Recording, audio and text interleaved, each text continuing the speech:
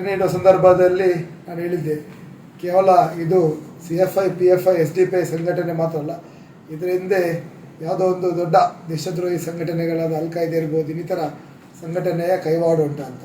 ಆ ಸಂದರ್ಭದಲ್ಲಿ ಕೂಡ ಭಾಳಷ್ಟು ಮಾಧ್ಯಮಗಳಲ್ಲಿ ಭಾಳಷ್ಟು ಚರ್ಚೆ ಬಂದಿತ್ತು. ಆ ವಿದ್ಯಾರ್ಥಿಗಳ ಪರವಾಗಿ ಕೂಡ ಇವರು ಹೇಳಿಕೆಗಳನ್ನು ಕೊಡ್ತಾರೆ, ವಿದ್ಯಾರ್ಥಿಗಳು ಟೆರರಿಸ್ಟ್ ಅಂತ. ಮತ್ತೊಮ್ಮೆ ಇವತ್ತು ಅಲ್-ಕಾಯ್ದಾದ ಒಬ್ಬ ಸಂಘಟನೆಯ ಪ್ರಮುಖ ಆ ವಿಚಾರವನ್ನು ನಾವು ಬೆಂಬಲಿಸ್ತೇವೆ, ಅವರನ್ನು ಗೌರವಿಸಬೇಕು ಅಂತ ಹೇಳುವ ಮೂಲಕ ಮತ್ತೊಮ್ಮೆ ಆ 6 ಜನ ವಿದ್ಯಾರ್ಥಿಗಳು ಟೆರರಿಸ್ಟ್ ಎಂಬುದನ್ನು ಇವತ್ತು ಸಾಬೀತುಪಡಿಸಿದ್ದಾರೆ.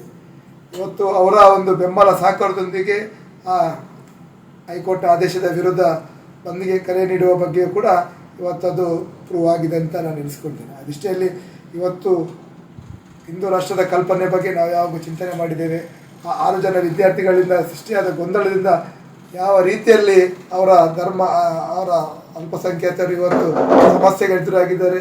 ಕೆಲವೊಂದು ಜನರು ಇವತ್ತು ತಿರುಚುವಂಥ ಹೇಳಿಕೆಗಳನ್ನು ಕೊಡ್ತಾರೆ. ಏಕೆಂದರೆ ಅವರ ಹೊಟ್ಟೆಪಾಡಿಗೆ ಸಮಸ್ಯೆ ಆದಾಗ ಅವರು ದೇಶ ವಿರೋಧ ಚಟುವಟಿಕೆ ಇದ್ದರೂ ಕೂಡ ಈಗ ದೇಶದ ಪರವಾಗಿ ಮಾತಾಡುವಂಥ ಒಂದು ವಿಧಾನಕ್ಕೆ ಬಂದಿದ್ದಾರೆ.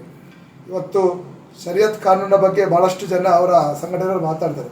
ಖಂಡಿತವಾಗಿಯೂ ಈ 6 ಜನ ವಿದ್ಯಾರ್ಥಿಗಳಿರ್ಬೋದು, 6 ಜನ ವಿದ್ಯಾರ್ಥಿಗಳ ಹೆತ್ತವರು, ಪೋಷಕರು, ಅವರಿಗೆ ಸಹಕರಿಸಿದವರ ಮೇಲೆ ಕೂಡ ತನಿಖೆಗೆ ಒಳಪಡಬೇಕು. NIA ತನಿಖೆ ಅವರನ್ನು ಒಳಪಡುವ ಮೂಲಕ ಅವರಿಗೆ ಯಾವ ರೀತಿಯ ತಕ್ಕ ಶಿಕ್ಷೆ ಕೊಡಬೇಕು ಅಂತ ಸರ್ಕಾರ ಆ ಬಗ್ಗೆ ಚಿಂತನೆ ಮಾಡಬೇಕು.